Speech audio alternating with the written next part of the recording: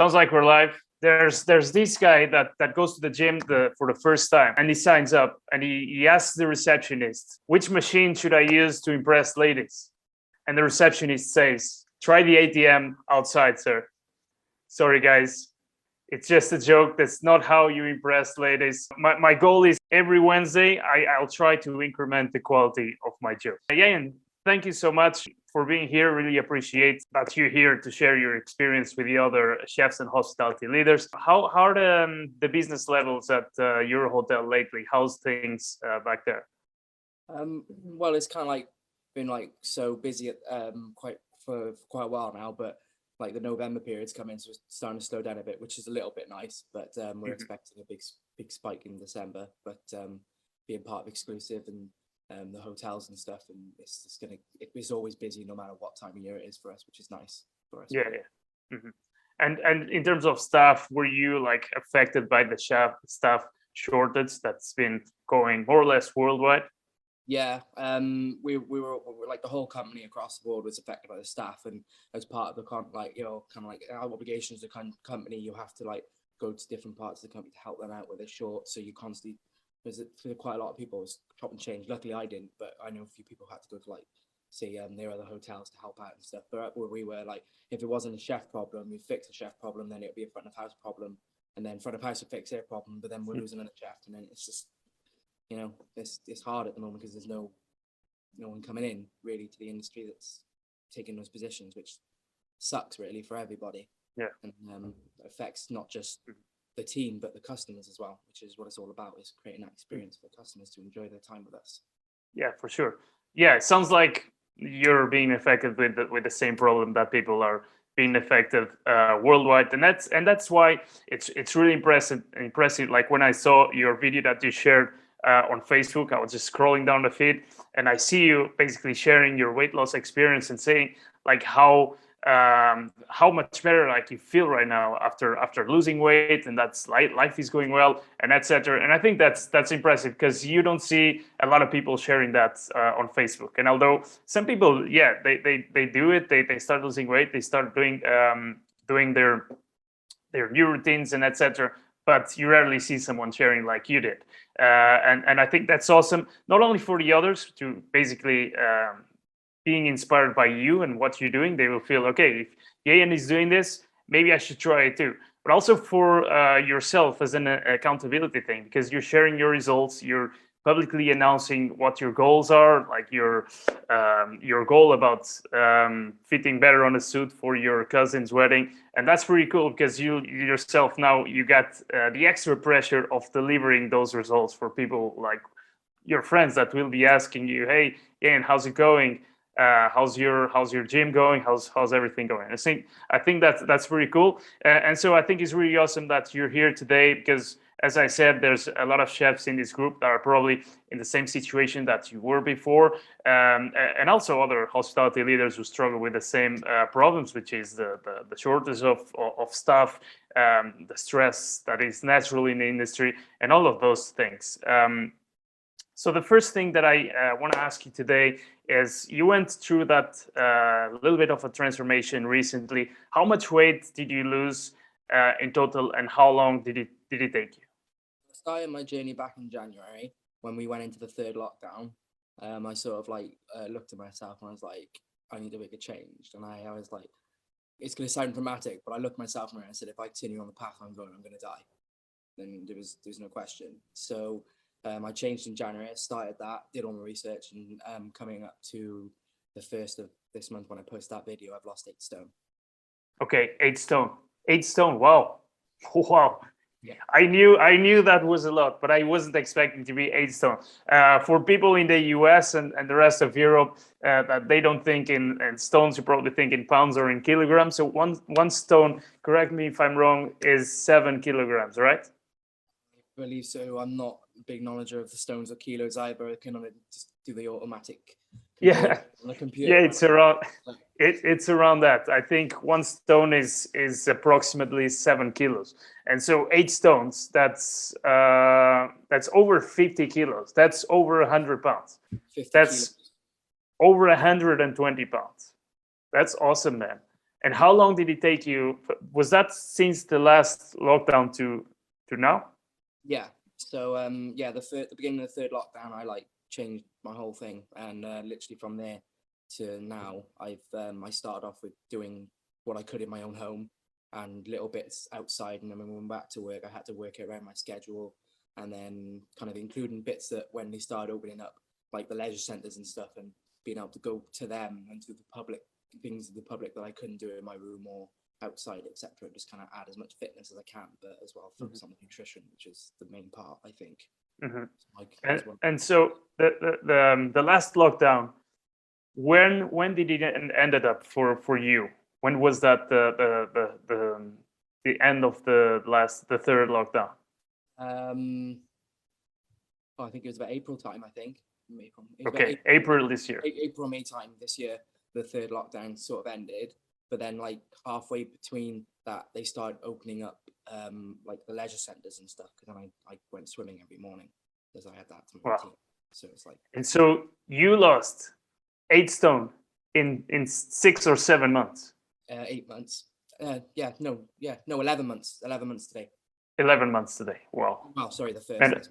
And that's crazy. That's really awesome. I'm really curious about like all the processes and especially your process of thinking, because as I said, these chefs that are probably in the same position that you were, and they feel like they need to lose over 100 pounds and over 50 kilos. Then it's going to be interesting for them to know what you felt like when you were in that position. And so, what was the impact that those 8 stone, additional 8 stone, what was the impact that excessive weight had on your personal life? When you looked at the mirror and you mentioned before, and you said, if I continue like this, I'm going to die. What was the impact that extra weight was having? I realized as I started losing it that one of the main reasons the way I was because of the weight, and I was really depressed. I hated my life. I hated myself. Every time something would go right, I'd find something to kick myself down again, because just like it would just play with your mental headspace, and it's kind of like you're not happy with yourself on the outside and you're not happy with yourself on the inside either. So sometimes you have to focus on the little bits and try to help rebuild your mental state. And that's what I did, and then I realized that because like most chefs, you know what I mean, and I think everyone who is a chef, who has been a chef or front of house or whoever, will agree that you go down 3 options in the industry. Generally, you either go down the drink, the drugs, or both, and you either do one, other, or both excessively. Mine was drink, and I'll be honest with that. So I went alcohol free from January, and I did that, and I cut all the booze out. That helped me a lot. And then just kind of like, I looked at myself and I went, I've spoiled myself for so long. Maybe it's time that I stop doing that and start restricting myself and start being like, why do I need to have a takeaway? Why do I need to go and eat cheese and watch TV and with a wine, you know what I mean? And start actually like eating what I need rather than what I want for a while, and then kind of rebuild it back into my life, but properly rather than indulging, if you get what I mean, but too much. And was that clicked? Did it happen over the progress of several weeks, or was it like a one-day decision where you say, okay, next like tomorrow it's going to be different. Tomorrow I'm going to stop with the boozing after work. I'm going to stop indulging on these things, and I'm going to improve myself. What was the time frame where that mental process? How long did it take? It was New Year's Day, ironically, because we had just closed down in our work because we went into a local lockdown, because they were doing like the individual like areas where the COVID was spiking. So we went into like a local lockdown. So our restaurant got closed, and it was like, so we went home and we had a New Year's party because I live in a house share. So we had a New Year's party in a house, and we just got pretty drunk and whatnot. The next day I woke up and I felt like crap, and I looked like crap, and I was like, this needs to stop. And I felt like that for a little bit anyway, but it never clicked until I just kind of went, do I need to do this in the third lockdown, what I did in the first and the second, which was the November split that we had. So I was like, if I need to do it now, and then rather than just going all out and not knowing what I was doing. Like everyone kind of like how I've always done it before, like half-ass it and hope for the best. I did the research, and that's one thing I will say to anyone is research. Understand what you're doing, why you're doing it, how it affects you, and where it's going to go. Like, you know, research diets, what's best for you, and how you like the exercises, how much you need to burn, how much you need to put yourself into a deficit, and etc. Like, if you don't understand the process, you can't go forward. It's like anything, you know, you learn a recipe, but you're not going to just skip to the end. You've got to learn how the process works before you perfect it. It's the same thing, you know. And that's what I learned, that I should have known from before, but it took a while for me to understand that I needed to learn it.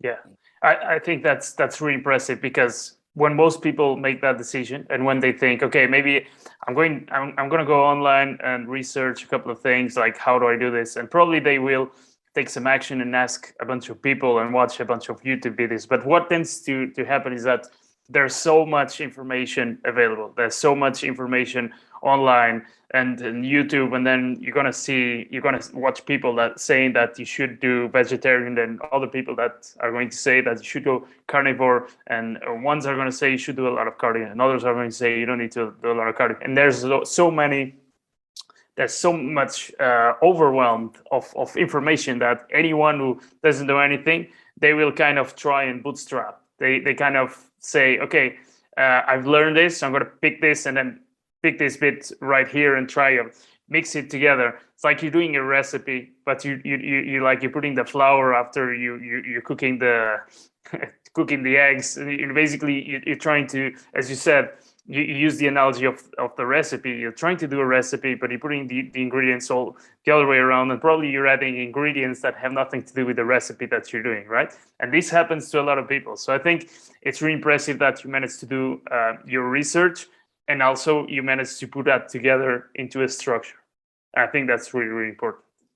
Yeah, because because for me, obviously, with it as well, it's like it was finding something that worked for me, and like understanding like what was working for people, but then how can I make it work for me? And then also then it's like, how can I include the exercise? At that time being so big, I couldn't just go for a run, because that was never going to happen. I was going to end up ruining my joints. I had to find something that started off good for me, that then I can include that eventually building up to running, which I do now at the gym, you know, and I can do it for a sustainable amount of time and enjoy it, you know, etc. But it's like, it's building up. You got to build up and understand why and how, and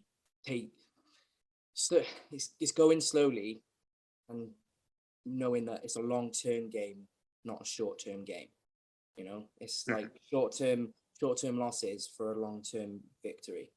Exactly. You know what I mean? It's like, especially at the beginning, beginning's always difficult because your body fluctuates, doesn't know what it wants to do, it wants to lose weight, doesn't want to lose weight, because naturally, from what I've understood and read, the body doesn't like to lose weight, it likes to store weight, especially with how everything's processed these days with sugar and carbs and stuff. It's balancing it, and then understanding that the body's confused, and then the beginning's a bit thing, but then it'll come off eventually. It's just having a mindset of just go with it, just stick with it. I think that's where a lot of people fail, you know what I mean? And that's where I failed in the past. It's like, I didn't stick with it. Oh, it's not working. I'll get rid of it. And then just go back to the way you were. And there's no point. Yeah. With the process. 100%. 100%. I think you had the good mindset, because when people start, they want things quickly, and they want to start something, and it works really quick.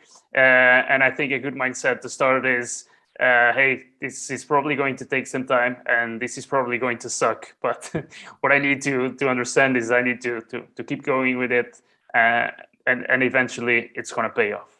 And so I think it's awesome that you have the right mindset. And so nowadays, which kind of routine do you do? How did you manage to do it around your busy schedule at work? How does it work? Well, how I originally started was in the lockdown. I actually started doing yoga, an American program from an American. Can I name the program or no? Yeah, sure. Have you ever heard of a guy, DDPY? Diamond Dallas Page yoga. Mm. Basically, he's an ex WWE superstar, and he created a yoga program from when he had an injury, and they told him he'd never be able to wrestle again, and he became world champion. And then he built a program to help people, and then he had success stories from people who were disabled or obesely overweight that were like just having amazing transformations in such a short space of time. And I seen it before, and I was like, nah, that can't be right. It's got to be one of the scams, you know, and things. But eventually, I was like, I'll just do it. You know what I mean? If I lose a bit of money, I lose a bit of money, but I'll give it a go. And it worked, and I loved it. And I did it every single morning. I woke up early, did it every single morning, and then I'd go for cycling every morning. From when I finished, and I've obviously get changed and go and cycle around and do that in my allotted time to be allowed outside, and then I'd come back, and then I'd have my rest time, and then I'd work up to my dinner and stuff, and then when they started opening the leisure centres, I started incorporating swimming into it as well. So I go swimming every morning and do yoga 3-4 times a day, include swimming in that as well, and go bike cycling twice a day, you know. And then I think if you think that's excessive, but it's when I was doing the lockdown, I could do it. And then when we came back to work, I balanced it out to where I kind of put the yoga more on the back burner a little bit and started taking up swimming, because I enjoyed doing swimming a lot more because I had done it less, whereas the yoga I was doing all the time, I kind of got a little bit bored of it. So I went to do swimming, and then I've come back to the yoga over the past 2 months now, and I've incorporated it into my gym workout, which I do 2 to 3 times a week on top of my swimming. I try to go swimming every morning, apart from the weekends, because they don't open on the weekends. And then I do like 1 day at gym on one of my days off, and then try to do it on my Saturdays and Sundays if I get time, depending if I have breakfast shift. You know, it's just balancing it around, looking what I can do. But you know, I go to the gym, and on top of swimming, do an hour swim, do the gym, and then I include at least an hour of yoga into my routine, as well as doing some weights, honestly, to help build up a little bit and strengthen myself. But the yoga is where I started, and amazing program, considering you would have thought yoga, you know, but it works. Yeah, of course. And it's physically demanding. It's really good for you and super healthy. Yeah. Because on top of all that, you as a chef, and I see this with chefs everywhere, they usually have very specific injuries. They have problems in their back because they're always slouching. They carry heavy stuff. Sometimes they don't have the proper shoes. And, you know, I see this a lot, especially in the places that I worked. I used to see chefs with those croc sliders, and they always wear it without the thing. Like, wear it wrongly, like dragging their feet around the kitchen. I know what you mean. Like, yeah, I get what you mean. I know that, because I got injured as well, because I got a split disc in my back, and that always helped. It made me struggle, but with the actual, ever since I did the yoga, I haven't had a single issue with my back. It's great. It's great. Yeah. It's awesome. And I think, there was like several stages on this transformation. At some point, you were doing it on lockdown, so you had more time, and you were doing a couple of things at once. And now these days, you just do gym 3-4 times a week, and then cardio every morning in the form of swimming. And now, just recently, you started incorporated yoga again, because you stopped for a little bit, and now you're back on it again because you got a little bit bored. Yeah, you get kind of everything. If you do something for so long, you're gonna get a bit kind of, do I have to do that again, kind of thing. Yeah, so of course. Yeah, I'll take it out, and then I go back into it, and then I've started back up again. As well as it's good as well, because it helps track your where you're going, like your weight and your kind of measurements and stuff like that. But it gave me great insight of how to keep myself motivated, like creating a wall of like your goals, where you want to be, where you are, like where you weighed every month, and keeping track of that, and just keep yourself motivated. You know, that's what it comes down to. It's like the only person who can do it is you. No one else is going to do it. And I just had to get in that mindset of, I just need to get it done, and then I can just be better and incorporate things I liked, but not to the point where I'm back at that point I was. I don't think I would never want to go back to that point again, and I'm never going to let myself get that point again. Yeah. I've learned that now. I've got out of that laziness, and I've gone, I've got to do this, not do I have to do this, you know? And it's made me better, and it's made me want to exercise and be fit and healthy, to go on holiday and go to weddings in a really nice suit and not be excessive, you know? Yeah. Yeah, I mean that is awesome because people are afraid of starting, and then obviously it's uncomfortable. The first couple of weeks, the first couple of months can be uncomfortable. There will be a lot of times where you want to give up, but I think at the end of a certain period where you integrate that into your lifestyle, you know that it's impossible for you to get back to where you were. You just know, like, you got the baseline now, right?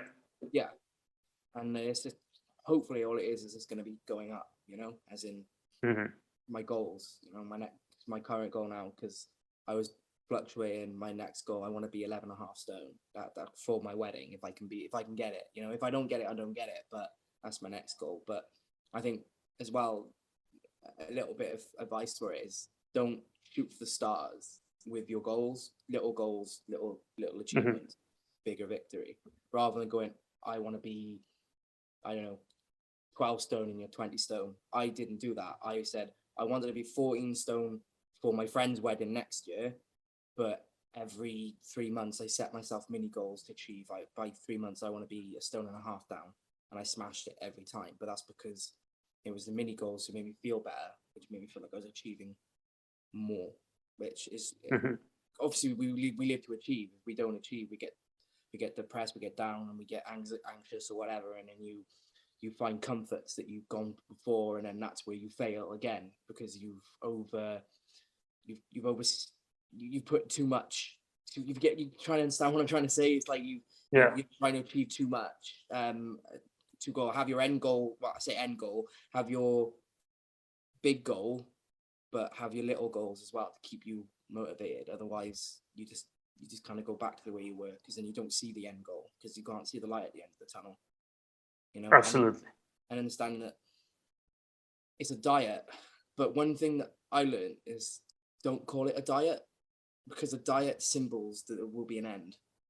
It's not, if there's an end, you go back to what you did before, because it's like, oh, I got there now, I can do what I want. It's not the case. It's not an end. It's a lifestyle change. You know, so rather than calling it a diet, call what your fitness, your health. It's a lifestyle change. Otherwise, you see the end, you get to the end, and that's where a lot of people You crash relapse. before.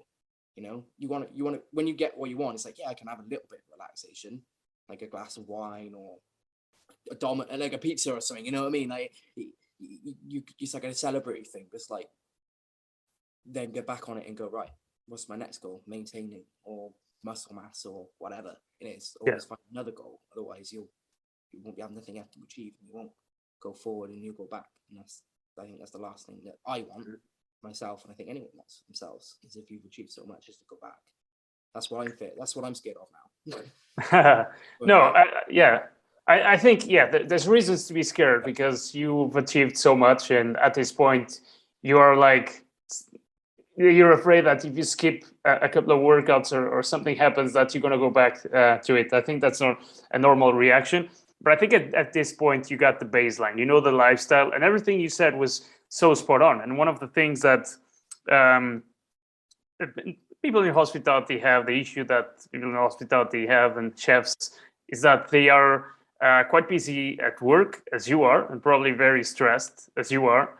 Everyone is at this point, and the issue will be finding time, energy, and motivation to stay consistent. And from what you just said, it sounds like you know what's the way around it. It's to have the big goal and then to break it into small milestones and get these little victories at a time. Like and I achieved mine fast, but I did mine over the lockdown, which helped me to discipline myself to then go, I need to go and do this.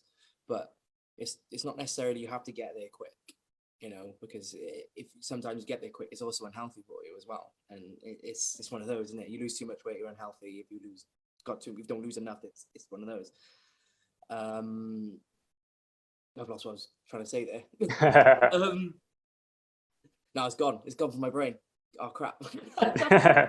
If you recall it later, you can add that up. I was going to ask you specifically about the nutrition. I'm very curious about which type of nutritional strategy you use, because you mentioned already which kind of exercise you've done, which kind of routine you've applied, like the mindset. But how about nutrition? How's that working for you? At the beginning, it was difficult because I went from like kind of like eating whatever I want during the day to kind of like, so I did keto and intermittent fasting. And I tried to keep to that as best as I can. Being a pastry chef, it is difficult to do keto. I'm not gonna lie, because the whole point is to avoid sugar. But it can't be helped sometimes, you know. But then you just kind of you take the loss with, you know, you add a little bit of sugar, but I'll just work it off and just hit it again, you know. And then the intermittent fasting, when I was when I did the lockdown, I built it up. So I went from I did 3 meals a day, no snacks. And then I went from, after a month, after like a couple of weeks, I did 2 meals a day, no snacks. And then I worked myself down to 1 meal a day. And that may seem like, whoa, you're only eating 1 meal a day, but I'm eating my calories on that day. But I learned that the idea that I learned about the whole body and how it works. And like, I could go into the science of it. I could go on forever about it, and a lot of people are like, oh, can you shut up now, with my mates and stuff. But it's like, I learned that, because obviously the whole point, you don't want to spike insulin, because insulin creates sugar in your body, which then your body goes from burning fat to sugar because it's processing insulin. So whenever you eat, your body spikes insulin. So you want to spike insulin as minimum amount as possible, especially if you eat food that may have a little bit of carbs in it, which then spikes sugar, which helps increase insulin in your body burn. It's like a lot. That's where I had to understand the nutrition aspect of it. And so I did the research of the best diet, and then I did the research of how it works, why it works, what makes it stop working, and then I learned to have a bit of a food regime. Not necessarily the same things all the same time. At the beginning, I did, because I disciplined myself to only have so many veg, to have all these veg, and there's so much protein, because if you eat too much protein, it spikes insulin, and then again you're in the same thing of kicking yourself out of ketosis. And this sounds very complicated, but it's understanding why and how it works, and how many grams of carbs can I have, and etc. That. So I did so I did keto and intermittent fasting, and I just made it work for myself. And then when I went back to work, I tried to make it work with 1 meal a day. Some days I succeed, some days I don't, because I go, I've got to taste this, because I've got my commie asking me to taste it, and I can't say no, and I can't, because then it makes me look unprofessional. So I've got to balance between what I can do in work, what I can't do in work. But then it's taking that hit of, I'm only tasting that, I'm not, you know, it's different. So that's kind of like where my nutrition is. I've increased a little bit more into what I used to have now. I enjoy some of the finer pleasures, but I learned to balance it between my exercise, my diet, and thing. And I've got a good balance at the moment, which is really nice. So I can have that little bit without thing. But then it does help that I don't drink. So that kind of takes the whole aspect of it up completely. And I don't have to worry about my liver not working properly because it's processing alcohol out of the blood. Again, science of why the diet works and how it works, and what you Absolutely. I think what you just said was just spot on. That's the right explanation for that. And I think, and the reason why I say this in this group so much, and I insist so much on this, and I often mention that it's the best the best strategy for hospitality workers, chefs, and hospitality managers or supervisors. It's because you're around food all the time, and you constantly have those cravings, and because you're stressed, you have more cravings. It makes it really hard not to be eating 57 times a day. And I think that strategy works really well, because you don't need to count calories, you don't need to be worried about meal plans, and you don't need to basically make your nutrition a part-time, which is something that we don't want as hospitality leaders. So I think that's spot on. One of the questions that I had for you was exactly that. How do you manage like being in the kitchen where you have to taste food all the time? You're around food all the time. How do you manage like to go around it? And I think you just like responded to that question. And sometimes you can't refuse to taste something because that'll look unprofessional, obviously, but you know that you're tasting that doesn't mean that you're eating all day, right? Yeah, exactly. That's the thing. Because I stick to my whole 1 meal a day thing anyway. So if I do taste something in a day, sometimes I'll go at the end of the day, oh crap, I've eaten too much, and I think about it. Actually, I haven't. And all I've done is tasted like a sauce, for example. You know what I mean? It's difference between tasting something and going to the bowl of chips that someone's left on the side from Fridays, you know, and start munching at them like everyone does. You know, that's where it starts. And Exactly. You know? Yeah. you have to taste. If you create a dish, you've got to taste it. If you don't taste it, you don't know what it tastes like. Then you can't make it better or know that it's all right for the thing. So you've got to do these bits. Otherwise, we're not doing our jobs. Mm-hmm. You've got to do your job. You've got to do it where it balances, and that's where it gets difficult. But it's just kind of like being okay with you have to do these little bits, but it won't affect you so much as long as you balance it out or understand that it's just a little bit. You can have a little bit. It's not a lot. Mm-hmm. It's I don't know. Yeah, and like I'm pretty sure that chefs watching this, they will wonder, okay, so but when you taste a little bit, you will basically encourage your hunger to want to have a little bit more. So where do you draw the line? Sorry. So where do I? So when I taste it, I get hungry. Where do I draw the line of not tasting? Yeah, of not eating anything else or not feeling tempted to go, oh, let me have this croissant, or let me have this piece of beef. It gets difficult, but I think I've trained myself mentally to be able to kind of like to stop it. And I think that's what it comes is if you say no here and you constantly say no, if you just keep thinking no, then I quite often am there like, I don't need it. Or I'm there like, am I actually hungry? Or is it just my stomach wanting to let me know that it's here? I guess it's just having control. And it is difficult. It is really difficult. And when I first came back, it was bloody difficult, because I went from being able to like, after doing all my exercise, sit in the chair behind me and watch TV because I've done all my exercise and stuff like that, and just not think about food to thinking about food all the time. And it's hard. And it's never going to be easy. And I don't think at any point, even when you have control, it's not going to be easy because you will get those craves. And there will be a day where you do eat something and you think, oh, okay. But then it's like, I can just go to the gym tomorrow, work it off. And I just know that if it's going to go one way, all I got to do is work it off a little bit. Just got to work a bit harder, Mm-hmm. But then you're on your feet all day as well. So you're on steps. So you're doing cardio all day anyway. So it's like, you probably would have burned that off anyway by the end of the day. Or, you know what I mean? If you eat that one bit and then you haven't eaten until like, say, 5, 6, 7 o'clock, or even food the next day, you probably would have burnt it off with the cardio you've done just walking around or running around, depending on how much work you've got going on, Mm-hmm. and like that. So Yeah, that makes sense. It's all mental control and strategy. Just being focused on your goal and knowing that, that's feeling tempted to taste food. It just ends up being a little thing when you think about the major. Strategy I found is that whenever I felt cravings, I drank water, and water filled my stomach, or made me feel full, and I was like, oh, I'm not hungry now, or because it fills you up, especially carbonated water. I found as a trick, it worked for me because I love carbonated water anyway. I hate plain water. Don't ask me why, but I like carbonated water. But I find it helped whenever I was like, oh, really fancy, just nomming on something. I don't care what it is, and then I just drink like down like a pint of water, for example, and I'd be like, no, I don't need it. Mm-hmm. I don't know. I just find that little, for me, that helped, and I would I'd put water with a bit of lemon in it, so it like feel like I've had something rather than not. It's kind of like working a strategy to try and trick yourself into going, actually, no, and then kind of getting that control. Mm-hmm. Control is always going to be difficult, no matter who you are. Yeah.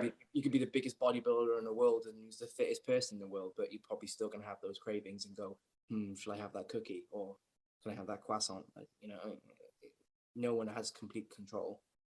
Yeah, I think what happens when you get adapted to intermittent fasting, it's like your cravings drastically reduce. So you no longer feel like you should be eating stuff all the time. Yeah. And it's easier to stop yourself when you don't have that monster inside of you saying, I want to impulsively eat everything. Yeah, and it's like what I find as well is like when I stopped eating sugar, I stopped craving sugar, and it made me realize of how much sugar is actually an addiction, like drugs, like alcohol, but you don't realize it because it's in everyday food. Like that may sound maybe like, oh, wow, you're calling sugar addiction, it's like compared to drugs, but essentially it is because it's an indulgence in your body enjoys, but it doesn't necessarily need.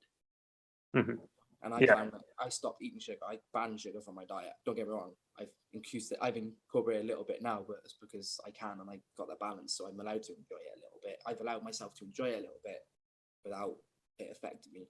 And I know where I need to go if I kind of excessively eating it, for example, or whatnot, because it happens.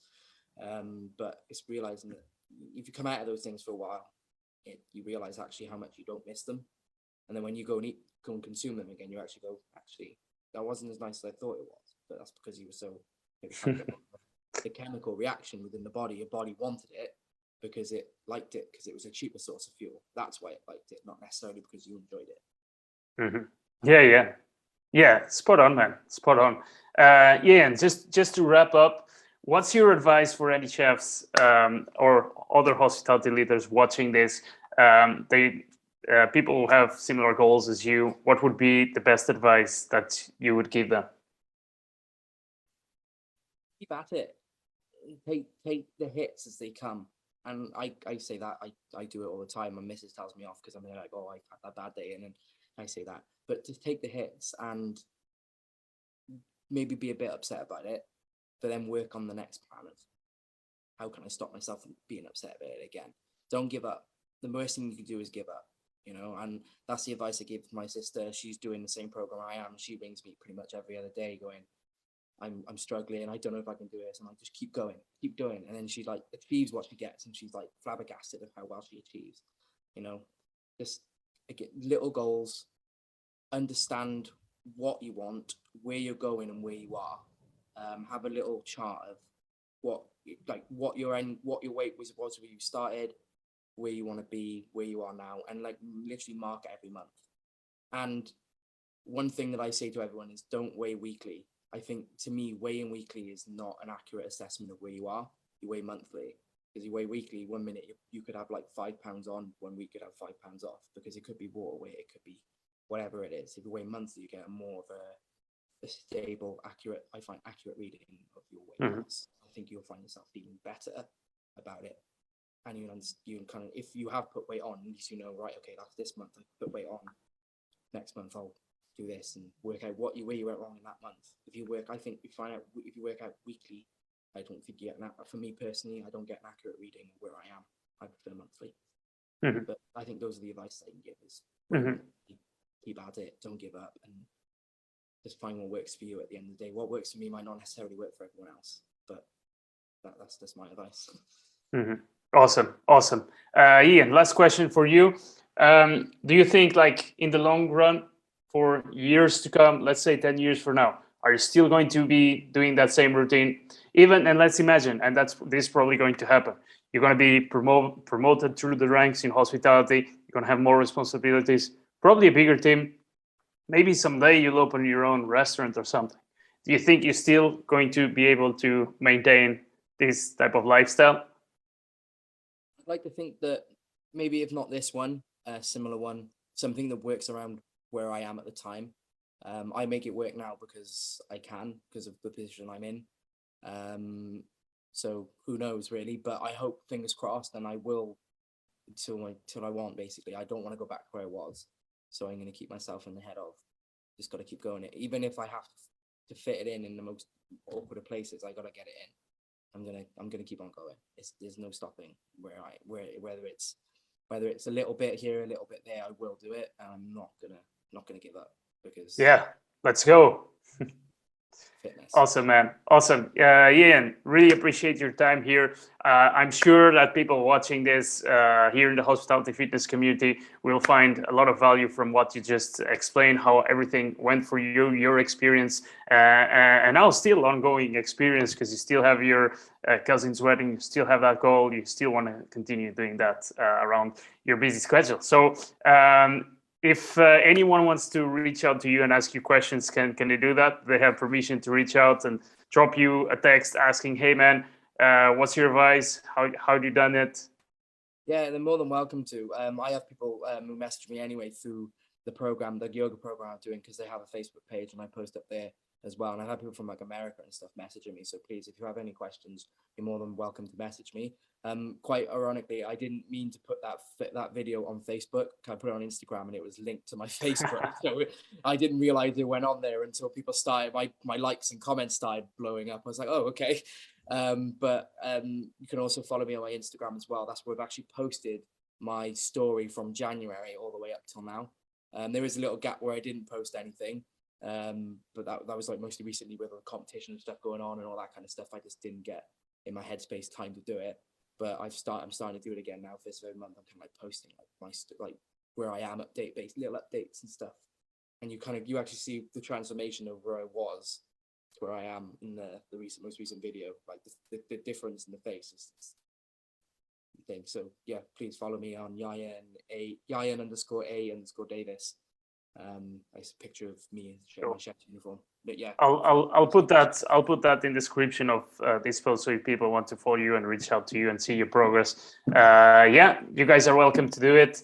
Reach out to Ieuan. And again, really appreciate you coming here to give your advice, guys. If this was helpful to you, drop us a like and drop the word chef in the comments if you think this was inspiring and exciting, and that you feel like maybe it's your turn to give it a go. All right, gonna wrap up the session now, and keep us posted. Feel free to share a couple of things here on in the community. If you have cool things to share, very welcome to do so.